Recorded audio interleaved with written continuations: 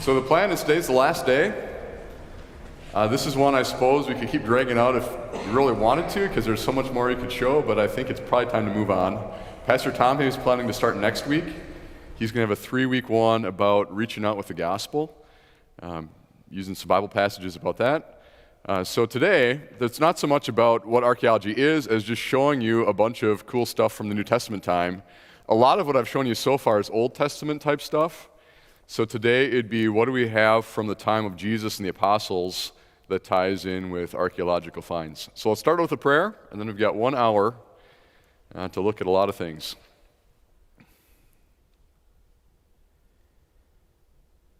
Lord God, I thank you today for how you stepped into our world and time, and you yourself came to be our Savior.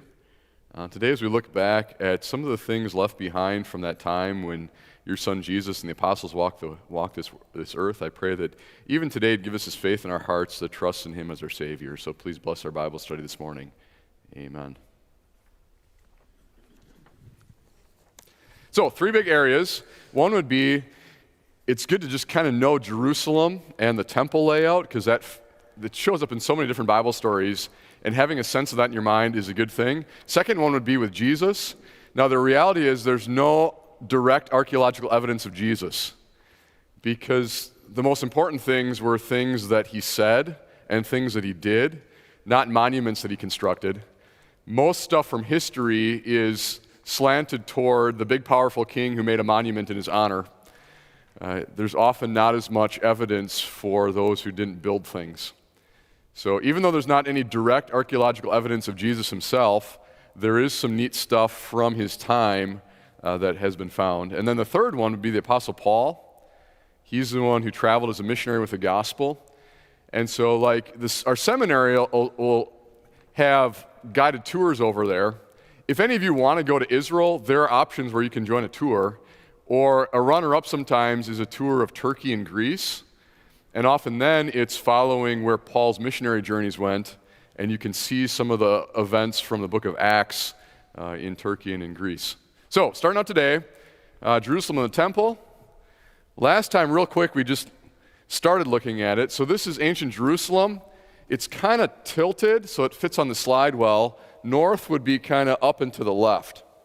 So this would be Jerusalem just before it was destroyed by the Romans in 70 AD. In the Old Testament, that's probably what David conquered and had, that's called the city of David, is just that little part on that hill. Because if you do a cross-section, it's a series of hills up and down. So on the right side, that's the Mount of Olives. The Kidron Valley is pretty deep. You come back up out of that, so that'd be like Palm Sunday. Jesus is coming down the Mount of Olives and then up into Jerusalem. So the old city of Jerusalem is built on that first hill, which isn't the tallest one, but that's the one near the water supply, the spring, and it's the one that's the most defensible. So that's where David built it, and that's where the temple is on that one. Then there's another valley in the middle.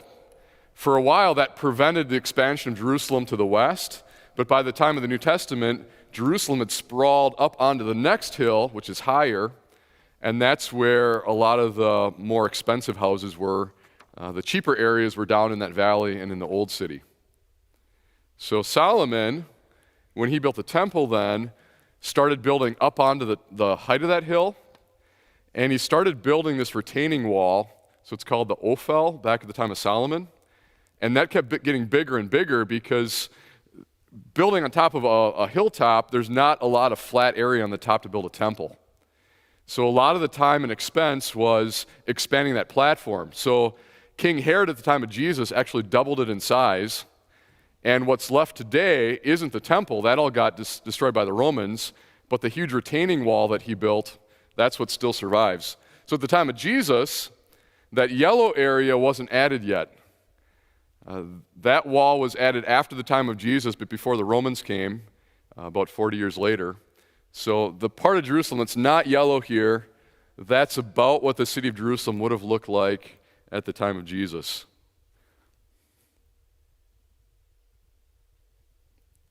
If you had labels to it, here's some of the more important things around Jerusalem. So Mount of Olives is off on the east. That's where Gethsemane is, where Jesus prayed. That's where he would have come in from on Palm Sunday. You've got some of the pools mentioned that are in the Bible. upper city where kind of those red houses are, that would have been the upper class area of Jerusalem. The lower city would have been the poorer area.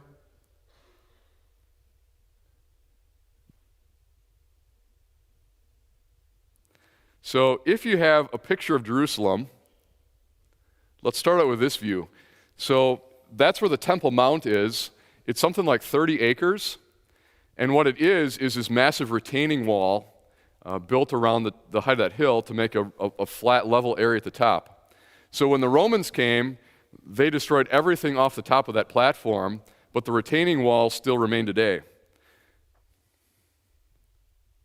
So this is the wall known as the Western Wall or the Wailing Wall. This is where Jews will go and pray because it's the spot that's closest to where the temple would have been. So there are other walls on the other sides, but this is the spot where you can get closest to where the temple would be without actually being on the top. So looking back at this picture, it's kind of on the right side of that platform, looking at it from the west side here. If you walk inside, there's a tunnel you can walk through that way where they dug down underneath some of the current structures, and this is where you can see the wall that Herod built. It has some huge stones down there. So this one here, it's called the Western Stone. It's on the list of the heaviest objects ever moved by human beings without power equipment. So again, if you want to just search for interesting things on Wikipedia, you want to know the heaviest one is something the Russians moved in the 1700s. There's this massive stone they moved, dug it out of the permafrost, put it on a barge, and took it to St. Petersburg and put it underneath this huge monument. So there's some other massive stones that were moved before there was power equipment. This stone here is 40-something feet long, like 15 feet high, and the big wild card is no one knows exactly how deep it goes into the wall. So the estimate is on the light end, it's somewhere between 250 and 300 tons. On the heavy end, estimates will be 500-something tons for this one rock that's one of the key foundation stones for the temple retaining walls. So if you say, how is the temple not shifted and how is it still here? It's because at the time of Jesus, Herod built some pretty amazing things, including this. So what you see there, some parts of that wall, that retaining wall, is like 100 feet high. And what's interesting for me is that it's not solid, because if you would have filled the whole thing in, the pressure would force the walls out. So there are actually tunnels and caverns going underneath the Temple Mount. There's a massive water reservoir under there. During the Crusades, the Crusaders kept their horses underneath the temple. They called it Solomon's Stables. So what's remaining today isn't the temple itself, it's what's underneath it and the platform there. So you go to the Bible, John chapter 2, Jesus says, destroy this temple, I will raise it again in 3 days. The Jews get upset. They replied, it's taken 46 years to build this temple. You're going to raise it in 3 days? But the temple he'd spoken of was his body. That 46 years, that's not actually the whole thing.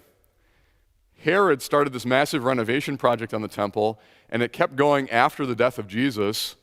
Just one of the sad ironies in history is they finished building the temple like 3 years before the Romans came and destroyed it. So for close to 100 years, they put a huge amount of work into the temple structure just before the time of Jesus and then afterwards. Mark chapter 13, Jesus is leaving the temple. One of the disciples said to him, look, teacher, what massive stones, what magnificent buildings. And they're not kidding about that. Some of the stones used are just massive. Jesus replies, do you see all these great buildings? Not one stone here will be left on another. Every one will be thrown down. And that came true within the lifetime of some of the people who were there with Jesus. The retaining wall still remains, but everything up on the top was demolished. This is the view you usually see, is coming from the Mount of Olives toward the temple. So today that view looks like this. So do you see that rectangle there? That is all still the same retaining wall from the time of Herod. They built up on it, so it'd be the bottom levels of it that go back to the time of Herod and Jesus. But that same size is the size of what the temple complex would have been at the time of Jesus. So here's, if you try to superimpose what Jerusalem would have looked like back then. Not that one. Not that one. This one. Let me show you that again. So here's modern Jerusalem. If you'd superimpose the temple on it from Jesus' time,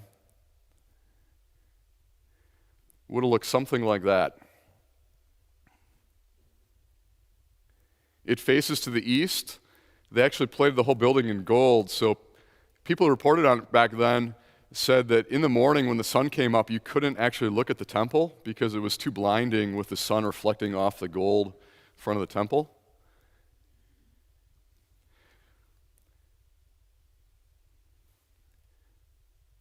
Zooming in on that then, so the temple itself, it's not like a church today where we come in here to worship. The temple itself would have been a spot that only the priests came. Most of the people would have stayed out in the courtyards. So around the edges, there was a covered porticos. That's where a lot of people would stay. When the Bible talks about Jesus teaching, it often talks about him being there. So in John chapter 10, Jesus was in the temple courts walking in Solomon's colonnade. Acts chapter 5 says that same colonnade is the place where the early Christians gathered. So whenever you hear about colonnades or porticos, that's where you have these pillared roofs surrounding a building. So in the temple, usually Jesus or the apostles would be out in that portico area, or most of the area was just this large kind of plaza where people would gather and be standing and walking around. Now, most of that area was called the Gentiles' courtyard because anybody who wanted to could come up into that area.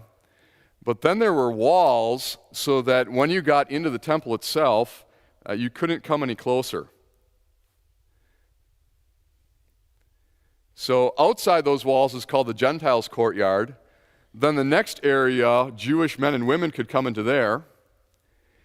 Inside there, only men and the priests would be able to come in right by the temple, and then the temple itself would be only for the priests, and you get to the Holy of Holy rooms, and that's only the high priest once a year.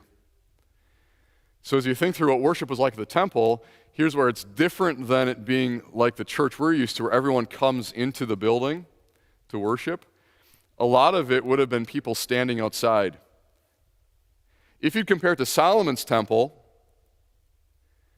the actual size of the temple building, the footprint was about the same, because Herod was not able to go against, here's what God said the dimensions should be. But if you see what Herod did, he made the entrance and the front of the temple a whole lot more grand, and the whole building was a lot higher.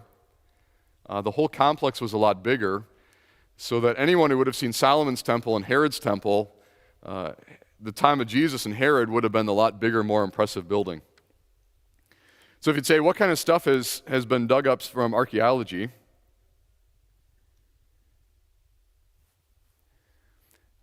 The spot where that Muslim mosque is called the Dome of the Rock. That's the spot where most people assume that's exactly where the temple was built. And the reason is that there's a part of the actual bedrock sticks through the platform. So the reason it's called the Dome of the Rock is because there's actually a rock inside. So access is pretty limited today. There aren't any like really modern pictures, but here's one from about 100 years ago, looking top down inside the Dome of the Rock, where there actually is a bedrock projection coming up there. So here's where people wonder, what exactly would it have been like at the time of the temple? There's an area cut out as a rectangle shape that's the same size as what the Bible describes the Ark of the Covenant being like. So some people wonder, was the Ark of the Covenant actually placed on top of that rock and then the temple built around it? But over the centuries, like the Crusaders, they didn't always care about preserving everything. So they made a bunch of cuts in that rock. Do you see the hole up on the upper left side? There's actually a cave underneath that rock. So you can walk stairs underneath the rock that would have been at the center of the temple. And there's this like square-shaped room underneath that rock. Right now it's a Muslim place for praying. But just some of the things, it's like, just fascinates me for what the temple was like and how it would have been used back at the time of Jesus or in the Old Testament. Other things that have been found, So with those massive retaining walls on the outside, they found an inscription that got broken off and thrown down to street level where it says, "This is a place for sounding the trumpet." We don't have a lot of stuff from the upper part of the temple, but this is one spot where it must have been where they would stand to blow the trumpets. And so things that would tie in with the Bible here, like when you think of Jesus being tempted and the devil's telling him to throw himself off the temple, I think a lot of people would say, don't imagine him standing on the temple building itself, but the south side of that temple complex, the retaining wall was like 100 feet over street level and would have been this huge drop-off if you would have jumped off of that. And that's where they would have blown the trumpets, things like that, on the edge of that wall in Jerusalem. Another thing they found is the warning sign that was erected at the border between the Gentile court and the Jewish court. And in Greek, it basically says, if you're a Gentile and you walk past the sign, you're going to be executed and it's going to be your own fault. That plays in the Bible because the Apostle Paul was worshiping at the temple, and they accused him of bringing Gentiles past that sign, and that's what set off the riot that had Paul arrested, was claiming that he brought Gentiles past the area where Gentiles were allowed in the temple. So that's another thing that has been found is one of those original signs from the time of Jesus. Other than that, though, there's pretty much nothing. Like Jesus said, everything was cleared off the top of that platform. In the middle, the Romans actually set up a pagan temple to Jupiter on the Temple Mount. That was ripped down. The Muslims have had the Dome of the Rock there for well over 1,000 years now. Crusaders controlled it for a while. Now today, there's some people who would like to see the Jews rebuild a temple on the Temple Mount, but politically that'd be really, really difficult. But when you think back to stuff in Jerusalem, having a sense of where the temple was and how it worked plays into a lot of different Bible stories. If I pause there, anything you want to stop and ask me about? Ginny? Pictures inside the Dome on the Rock, is that something that's prohibited? Yeah, there are a lot of restrictions. Even today, so if you wanted to tour Jerusalem, you could get up onto the temple platform. They officially tell Jews not to go there. That's more of religious. Jewish people don't want to accidentally walk over the place where the Holy of Holies was, and no one is 100% sure of where the temple stood. So most Jewish people won't go on the Temple Mount. The rule is, even if you're a Christian there, there's no public praying allowed, and you can't have any religious object with you.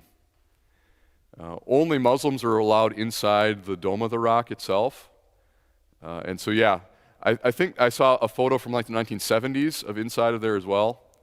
But yeah, this one is from like the 1920s, top-down view of what that rock is, that probably was the same rock that was at the foundation of the temple.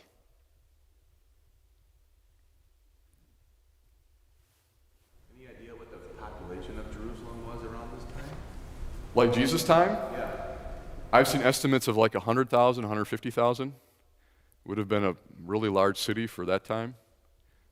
Back at the time of Solomon, estimates in like 1,000 people, maybe the size of Lake Mills, is what Jerusalem was like at its heyday in the Old Testament. Because again, it's so difficult to provide water and sewer and to provide for a much larger city. By the time of the New Testament, it's amazing the water systems they had to try to support a population that large. With that said, though, the Old Testament does have some pretty large numbers for how many people were in the army. And you have people today who will say, the Bible's not true. There's no way they had that many troops. I don't know. I guess I'll trust the numbers in the Bible are accurate, that there were a lot of people living in the land of Israel. Even when they leave Egypt, the fact that 2 million people left Egypt at the time of Moses, those are some pretty big numbers. But time of Jesus, I've seen estimates of like 100 or 150,000 people. If you look at the size of it, though, this is like maybe a mile north to south, probably less than a mile east to west. So it would have been a population density that we're just not used to as Americans. It's not that you've got your yard that you mow. It's buildings are very close together, and the amount of living space per person, I don't know that we'd be able to survive there as Americans. We have, how much do we have? Maybe 1,000 square feet per person? And yeah, they would have lived in a lot smaller area, so you'd had a lot of people packed into a very small area.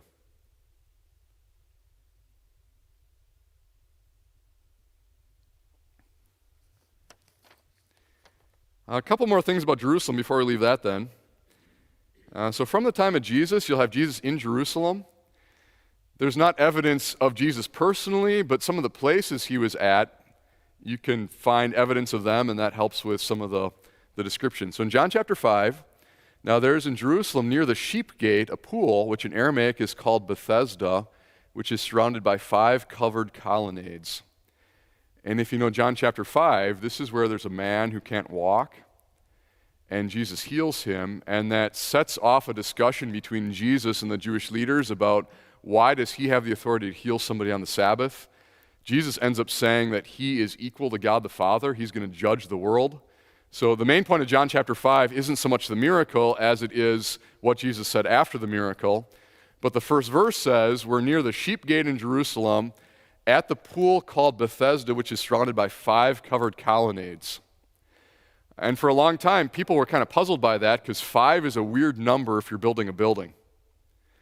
Having 4 colonnades makes sense because then you've got one on each side. Remember, a colonnade is the pillars supporting a roof that kind of goes around an area. Be a nice spot to rest or have some shade. So in Jerusalem now,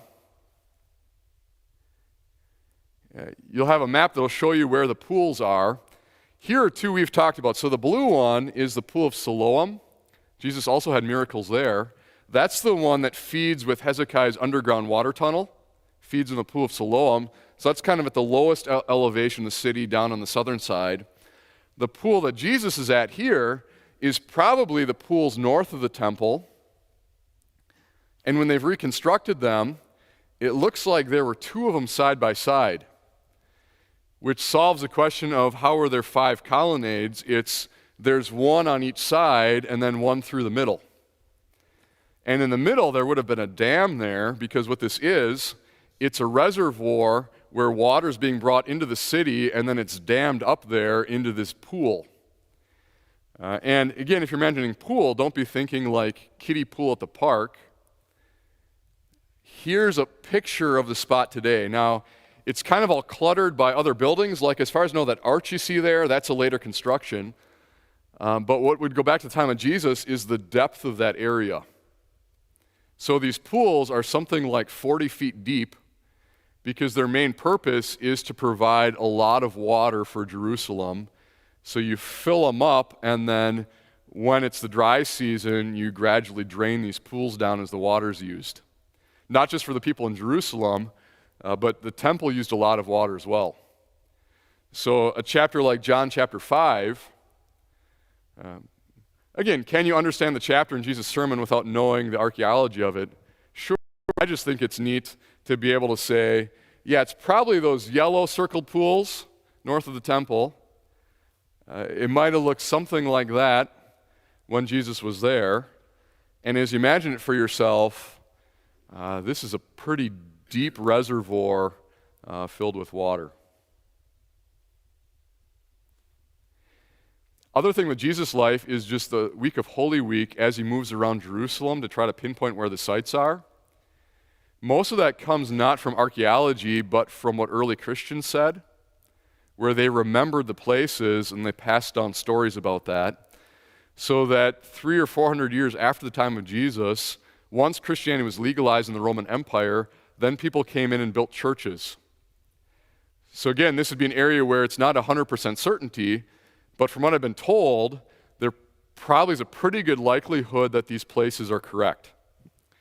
So I'm not going to show you all the pictures today. If you want to go and look at all the churches that exist around Jerusalem, So if you'd go through Holy Week, they think that the house Jesus ate the Lord's Supper at would have been down in that corner of the city. So this is the upper city, a well-to-do area. We know that they were in an upper room. And people wonder if this is the same spot where the disciples were hiding after Jesus died. So when Jesus appears to them on Easter, it could have been that same house. On Pentecost, the disciples are in Jerusalem. Whether it was at this house or the temple is debated. It seems like Mark, who wrote the gospel, his mother had a house in Jerusalem, and that was the spot where the Christians met. So was there a Christian church in Jerusalem in the first generation at that spot? So if you'd go to Jerusalem, there's a place you can visit that would have been there at the time of Jesus, where people say that's probably where the Lord's Supper was.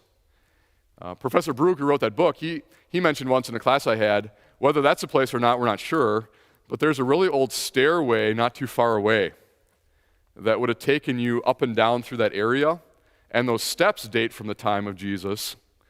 So if you want to walk through a place where it's likely Jesus walked, odds are that no matter what house in the area he was at, that would have been a stairway that was used by Jesus and the apostles in Jerusalem. So they're probably down in that corner for the Lord's Supper. Then they head out to the Mount of Olives, where Gethsemane is, where Jesus prays. That's where he's arrested. The house of Caiaphas, where Jesus was on trial, is really close to where they would have had the Lord's Supper. So there's a church there called the Church of the Rooster Crowing, because that's where Peter would have disowned knowing Jesus. Underneath some of these houses, you've got cisterns and wells that go deep down in the bedrock. And so underneath that church, there's some caverns down there, and tradition says that's where they would have put Jesus when he wasn't on trial, because he was there most of the night, but probably would have been kept in confinement for part of it. So tradition is Jesus was kept in a cave underneath that house part of that night. Then he's brought to Pilate. Here's where you've got two competing places. The yellow spot, let me take the stars off. The yellow spot is there's a fortress connected to the temple. It's called the Antonia Fortress. When Paul was rescued and saved at that mob at the temple, the soldiers rush out of there. So traditionally, I guess since the Middle Ages, people have said the spot where Jesus was before Pilate is that yellow star right next to the temple. But I think most people today, or at least I'm reading more people today, would say maybe Pilate was at Herod's palace. So Herod the Great built himself this huge palace on the western side of the wall. Has some huge towers. Would have been a lot more comfortable place to live than at like the army barracks by the temple. So it could be that Pilate was at the red star there, is where Jesus would have been on trial before Pilate. And then as far as where Jesus died on the cross for us, most people would say it's at that red star. We know it was outside the city wall. The book of Hebrews says that, which you got to forget that upper wall, because remember that hadn't been built yet. So that red star would have been a spot just outside of the city wall. And today there's a church there called the Church of the Holy Sepulchre, which kind of right next door where Jesus died and Jesus would have been buried would have been next door to each other. That would have been an area that was a quarry. So if we'd say where did they get all these huge rocks from, some of that was quarried not too far away. And there were tombs then cut into those quarries. And could it be that Jesus was buried there? What's hard to imagine if you go to Jerusalem is that this has all been developed. And like that church, what they did is they took the traditional grave of Jesus and they cut everything else away. So rather than being this tomb you walk into in a hillside, it's just this like box in the middle of the church. So you don't have the feel that you're expecting as you go inside. But from what I've been told, most people would say that's probably the more likely spot where Jesus died for us, is right there. The yellow line is traditionally what's called the Via Dolorosa, the Way of Tears. There are these stations of the cross that Catholics often set up. And that would take you from the fortress by the temple out to where Jesus was crucified. Again, it may be that's not actually the route. If Pilate was staying at Herod's palace, it'd be a different route to get there. And again, does this change anything about how Jesus died for your sins or the truth of what happened there? Not really, but just to think through, this is a real event that happened in a real place, and how would it have been in Jerusalem as Jesus moved around those last days of his life? The yellow star, there's a spot called the Garden Tomb that looks a lot more like what you're expecting, as far as a tomb with a rock that would have been in front of the doorway and things like that. From what I've been told, that's a lot less likely that's really the spot. Although if you want to actually experience what the tomb might have looked like, that'll give you a lot better experience than the Church of the Holy Sepulchre. But that one's probably not the real place.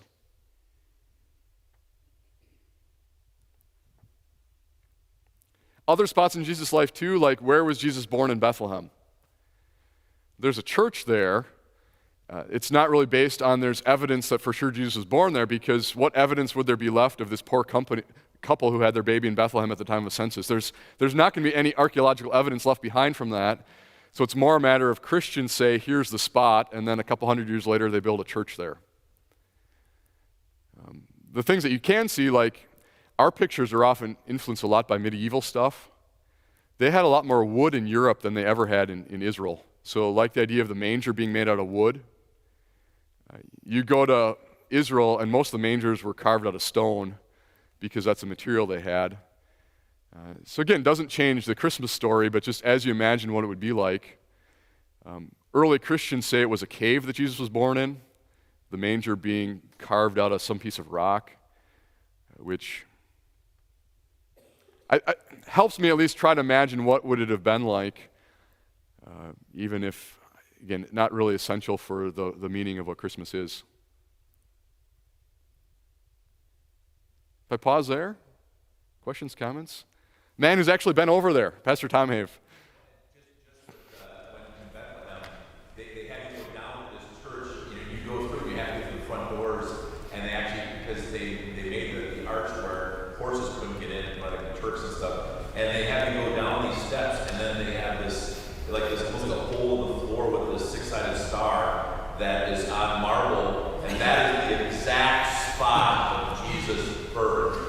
But with the church built all over around, and you get far past, and they try to sing like a hymn there, and they're like trying to move us through and then on again. So unfortunately, because the number of people that want to go to a sacred spot, and you had, when you go outside and look at like the view of Bethlehem and see where shepherds could have been, that's more of the perspective.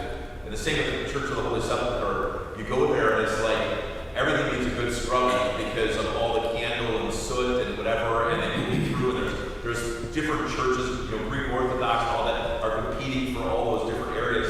And it's just awesome to ponder, but I like what you said, you're in a church and you can't get this perspective of standing back, and you can look at a map and then go there. And it's really awesome to see. It's sobering to see this is perhaps the spot, but unfortunately a church on it doesn't preserve the architecture. And it is so many different layers of history since then. And often you'll have competing churches side by side. We're the real spot. No, we're the real spot. And even, looking at other ones, like they claim they have the tomb of Lazarus in Bethany. But then you've got multiple ways to get down there. So the path you walk down now is carved in by the Catholics because the Greek Orthodox wouldn't let them use their route into the tomb. And just, yeah. Like I've said, I just find it fascinating. At the same time, there's never 100% certainty with any of these locations. So the spot where he was tried by Pilate, they have the street today, and then you go into this side, like it's a chapel church. It's 4 feet below where the current street is, and they say this is the Roman road that Jesus would have been on. They have even like where they would carve in the stone, like Roman soldiers would play games and stuff. So that's the street, but the current street is 4 feet above it. And then you have people that rent crosses that have like wheels on them, and they take this the way of the tiers, and they'll redo the steps that way too. So it's interesting how tourism and the way that Catholicism is taught, you see it all blending there, plus architecture. It if archaeology is saying there's all kinds of stuff they found, and again, we could talk about a lot more stuff than today. Let me keep going, and just other stuff from Jesus' life. Mark chapter 1, Jesus spent a lot of time in the Galilee area in a city called Capernaum. So Mark chapter 1 says, as soon as they left the synagogue, they went with James and John to the home of Simon and Andrew. Simon's mother-in-law was in bed with a fever. They immediately told Jesus about her, so he went to her, took her hand and helped her up. The fever left her, and she began to wait on them. So Capernaum is a spot where there's no real city on top of it today, it's just ruins. So they've dug up the synagogue, which is, people say, one of the most impressive synagogues that's ever been discovered. Now, the problem with this is the synagogue built after the time of Jesus. So if you go there, they've got a sign on the wall that says, the white stone that you see, that's later. But as far as I can tell, they built the next synagogue over the foundation of the synagogue that Jesus was at. So in Jesus' day, the Bible says there's this Roman centurion who was a friend of the Jewish people, who actually shared their faith. Jesus heals his servant. He had funded a lot of the synagogue at the time of Jesus. That's the black layer underneath. So most of Capernaum, the buildings are made out of this black volcanic rock called basalt. So the synagogue that's on top of that stands out in the city because it's this white limestone and would have been really expensive because they would have dragged all that stone in from another location.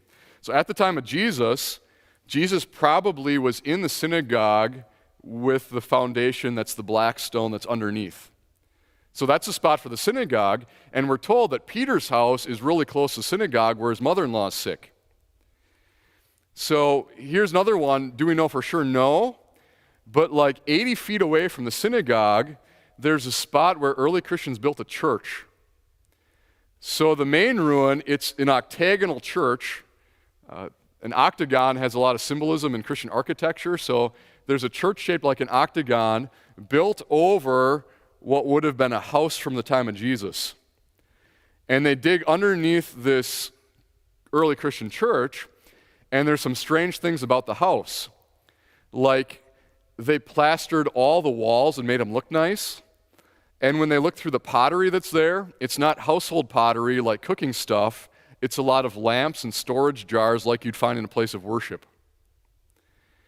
So, no one can say this with 100% certainty, but the theory goes that Peter's house was just down the road from the synagogue, and that after the time of Peter, Christians started worshiping there, and then the Christians a few centuries later said, if we're going to build a church in Capernaum, let's build it over Peter's house. And so, if you'd go there today, do I have a picture? Yeah, so there's kind of this church museum built over the top of this location, and they put a glass floor in. So this is one where you can walk around and look down through the floor, and you can see the outline of that octagonal church, and you can see the spots where they've dug below that, and it may be the house of Peter where Jesus healed his mother-in-law. And you can see reconstructions what that house would have looked like. If you go a step further and assume that Jesus often stayed at that house because he was in Capernaum a lot, that may have been the house where they opened a hole in the roof and let the paralyzed man in through the roof, would have been that same location. So do we know it's a place? No, but was it a real place on earth where Jesus healed Peter's mother-in-law? Yeah. Was there a spot where Peter lived, where that man through the roof was healed? Yeah, and people say maybe that's the spot in Capernaum. Another thing from that area is that, I don't know, was it like 50 years ago or so? There was a drought, and the water level around the Sea of Galilee dropped. And there's somebody looking around saying, hey, I wonder if I'll find something cool where there used to be water. And he found a piece of really old wood. And they went there, and they encased the whole thing in foam and lifted it out, trying to not let it deteriorate. And what they found is a fishing boat. They date it sometime between like 50 BC and like 40 AD. So like exactly the time of Jesus. So if you do a search for like the Jesus boat, there's a museum over there that houses us now. Now, do they know that Jesus actually was on this boat or that belonged to Peter or anybody else? No, we have no idea who it belonged to. But this is a boat that very likely would have been on the Sea of Galilee at the time of Jesus. And so you think of all the stories of like Jesus calming the storm. You could lay out what the boat would have looked like, and when Jesus is in the stern sleeping, what would that have been like? They would have had a storage compartment for nets and stuff. So then you can draw a representation of what it would have looked like. Would have been a pretty flat-bottomed boat to be able to fish in the shallow areas. Fishing nets they would have used would have had weights on the outside. So you throw the net out level, and then as it sinks, the weights come together and catch the fish. And then pretty often you'd actually be diving in the water yourself to go get the net back with the fish inside. Things like that. The size of the boat, it's like 20-some feet long. So about the size of a U-Haul truck. A little bit smaller than a school bus. Would have been the kind of boat they had at the time of Jesus. Here's a stone discovered in Caesarea. It's the one place we have something from archaeology that talks about Pilate. The text is kind of boring. It says, to the divine Augustus, Pontius Pilate, prefect of Judea, dedicated this. So it's like a cornerstone dedicating it, trying to get Pilate some cred with the Roman government, that he's a good supporter and all that stuff. But if anyone would say, was Pontius Pilate a real person who was ruling in Judea, I don't know that anybody really contests that anymore. Because Josephus, the historian, writes about him, and you've got a stone from Caesarea that has his actual name carved on it, that Pontius Pilate ruled there. They found a lot of ossuaries. Remember, like the bone, the James ossuary? This is where once a body decays, they collect the bones and put it in an ossuary. This one is a really fancy one. You see all the carving on there? So this is someone who would have been very wealthy. And the inscription on the box says this is Joseph, son of Caiaphas. Now, the son of Caiaphas part, this may actually be the man who was the Caiaphas in the Bible where Jesus was on trial in front of him. This box actually had human bones inside of a man who was about 60 years old. So again, 100% certainty no, but this is one where people would say it seems very likely that we found the bones of Caiaphas. And just kind of a chill goes down your spine when you think Jesus in front of him said, someday you're going to see me returning in glory, that when he returns, these bones of this man are going to rise from the dead and face the one that he rejected and crucified. Caiaphas. So like in a museum, they're not going to keep the bones in the box. So if that was Caiaphas, his bones are reburied on the Mount of Olives.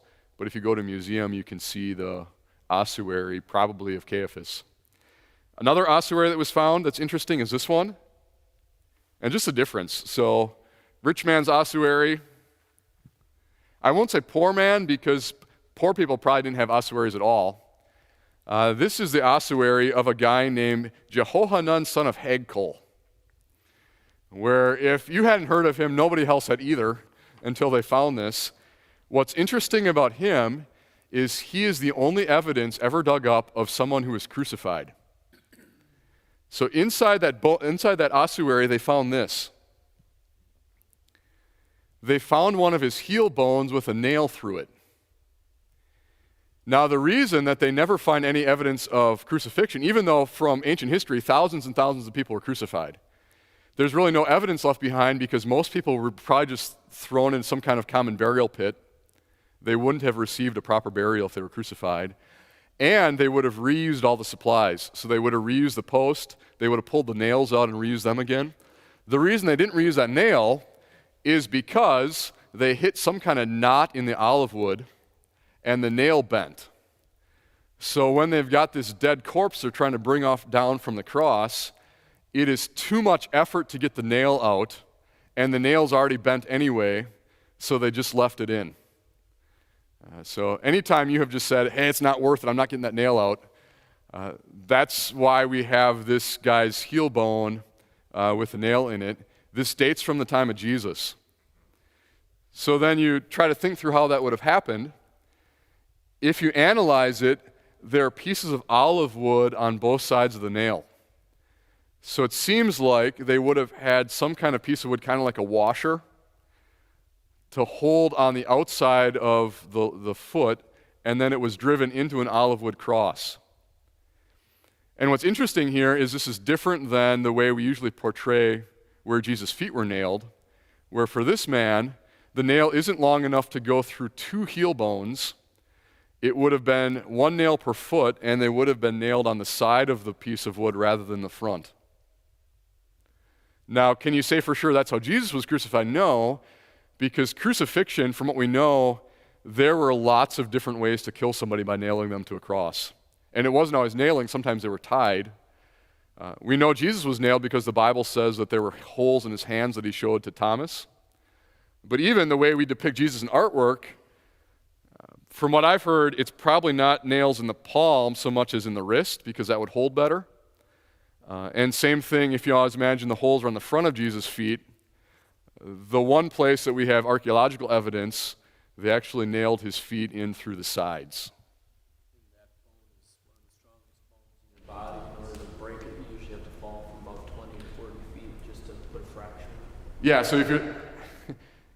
And how much did you want to actually see a picture of someone's crucified feet this morning? But if you think through kind of how a crucifixion works, even there's always been a debate. Jehovah's Witnesses are adamant that Jesus didn't die on a T-shaped cross. He was on a stake. Do we know for sure it was a T-shaped cross that Jesus was crucified on? No. That would have taken more effort than just a one-piece straight up and down cross. And that's a whole, you can go through why the Christians have had a T-shaped cross as the one that we've used as a symbol. There's reasons for that, but again, is there 100% certainty that we know exactly what it looked like when Jesus was crucified?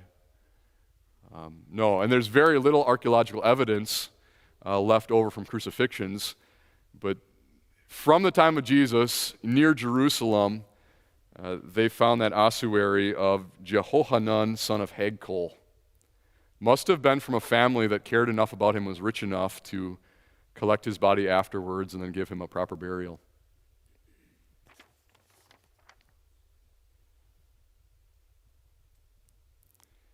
That leaves me like 10 minutes for the whole Apostle Paul. Anybody else with a question on Jesus' life or...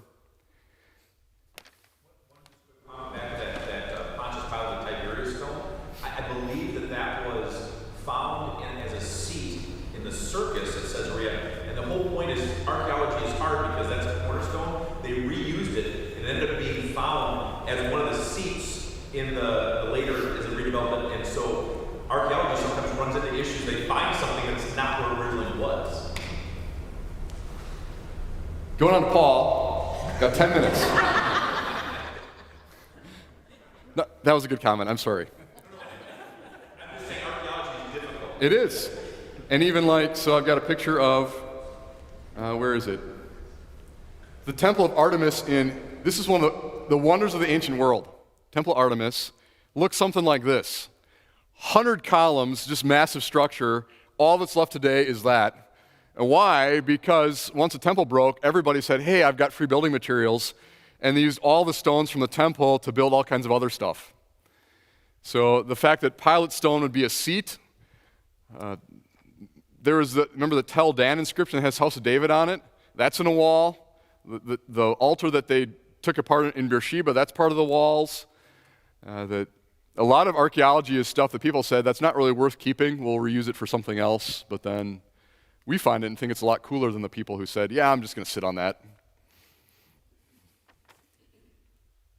So for the Apostle Paul, here's just one of his journeys, his third journey, and as he's traveling around, the book of Acts talks about him in all these different ancient Greek cities. So again, you can go on a tour and see all this stuff. Here in 10 minutes is kind of a highlight reel of some stuff they have.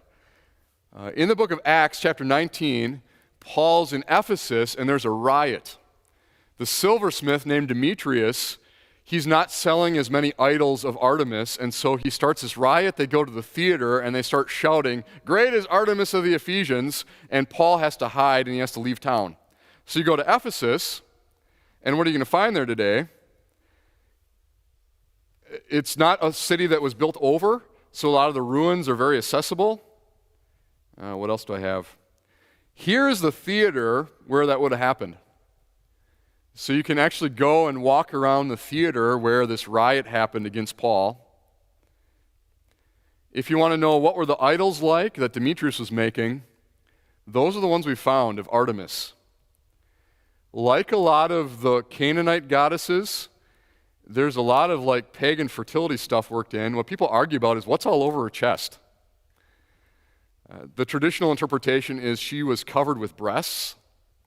Other people have said like ostrich eggs, or like if they sacrificed a bull, they would hang the bull's private parts from the statue's neck. Just like, so as you try to imagine, this guy's making statues and not selling enough because Paul's there, what would the statues have looked like? That's what Artemis of the Ephesians looks like. And her temple, again, was one of the 7 wonders of the ancient world. Probably something like that, although that's all that's left today. So one stop, if you're going to walk in the footsteps of the Apostle Paul, is definitely going to be to go to Ephesus and walk around there. Early Christians said that the Apostle John served his later ministry there. They claim that that's John's tomb in Ephesus. Again, don't know that for sure, but there's a lot of Christian history tied to that city. As Paul was traveling, he used the Roman road system. This part's called the Via Egnatia, went across the northern part of Greece. So you could actually walk on that road today.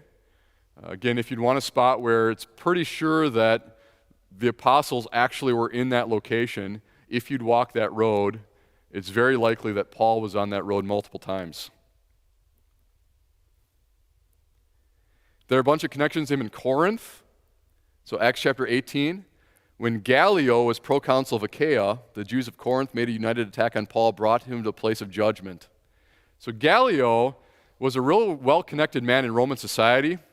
His father's name was Seneca. His brother's name was Seneca. I still hear Seneca being quoted like in the news as a Roman philosopher. His brother was a tutor for Nero. He got the job being the ruler in Corinth for a couple of years. The book of Acts says that Paul had a court case brought against him in front of Gallio, and Gallio threw it out. So Gallio's the kind of guy where there are inscriptions where Gallio's name shows up, and that helps date the book of Acts, because if we know when Gallio was in Corinth, then we know when Paul was in Corinth, and that's one way where people can say, here are about the years when Paul made his trips, based on when he ran into a man like Gallio. Another one is at the end of Romans, there's a list of all these people Paul knows. Gaius, whose hospitality I and the whole church enjoy, send you greetings. Erastus, who is the city's director of public works, and our brother Quartus send you their greetings. So he's writing from Corinth to Rome, and he says, one of the men here with me, his name is Erastus, and he is the city's director of public works. The Greek name for that, you probably can't read Greek, it says ha oikonomos tes polios. And the question is whether that translates into the Latin term for director of public works, which is idle, because in Corinth, there's a piece of pavement that says Erastus, in order to be the idol, with his own money, paved this. So as part of him running for office, it was, hey, I'm going to pave this part of this street, and he gets this block with his name on it. So do we know this is the same Erastus that Paul knew? Not 100% certainty, but there's a guy named Erastus described as the manager or public works director of the city who, the same name, same time period, paved something in the city of Corinth. So people say maybe that's a connection, that man is actually a Christian at the time of the Apostle Paul. One last one. This one's more from Christian tradition, that Paul was held in a place called the Tullianum, or the Mamertine prison, before he was executed. That place has a really long history where some pretty high-name political prisoners were held. The Romans didn't hold people in prison for a long time. This was like a holding place before you're executed. It was an old cistern, so there was a hole in the floor that you got let down into this really dark and damp and foul-smelling hole in the ground underneath this building. But Christian tradition says that's where both Peter and Paul were held before they were executed. So if you'd go to a place like that, there's a chapel down in this room underground where may have been that Paul was held before he was executed for his faith.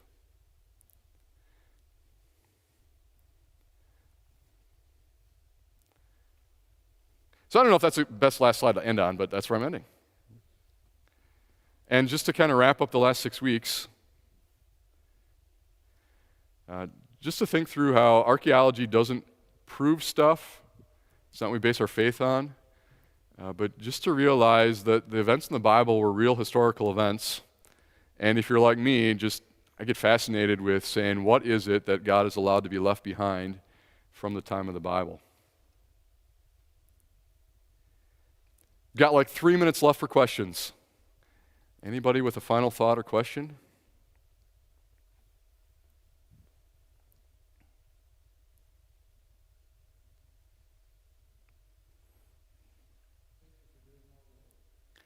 You're welcome. This was kind of fun for me too. It's something I've always known some about, but have always wanted to know more about. I don't have the experience of some people who've actually been there in person and seen stuff. But for all of you too, internet is good and bad. One of the good things is just how much information can be at your fingertips. And if you want to look into any of this more yourself, there are places where you can learn a lot more too.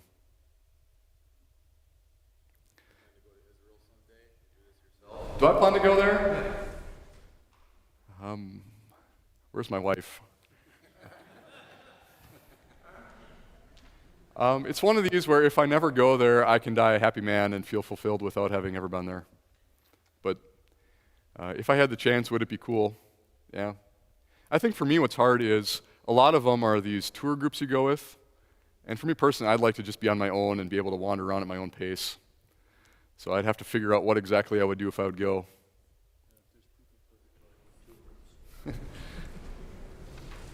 I did hear, who was I talking to? There are always pastors who are putting together groups to go over there.